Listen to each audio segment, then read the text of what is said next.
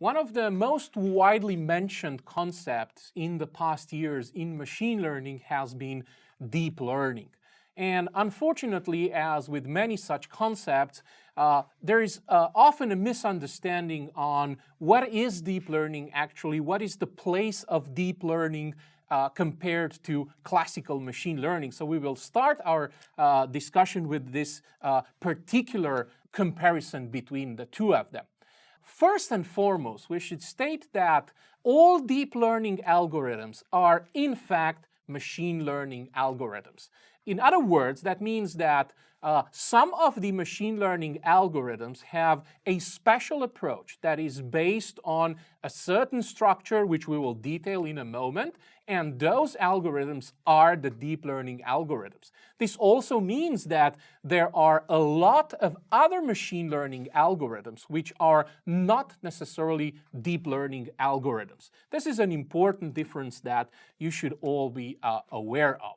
So, to help you better understand this difference, let's start by discussing the solution to one of the classical problems in machine learning, which is the problem of binary classification on one of the probably best-known data sets in machine learning, which is the iris dataset. The iris dataset contains a number of 4 features, so the dataset has 4 columns, which identify some measurements on iris flowers, like the sepal length, the sepal width, the petal length, and the petal width.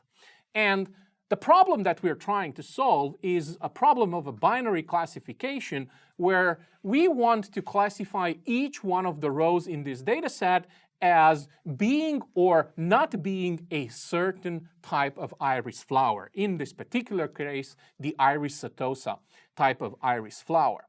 So this problem, as it happens with many problems in machine learning, can be solved with multiple approaches. And this is one of the key things that you should remember about machine learning, is that most of the time there is more than a single solution to a given problem.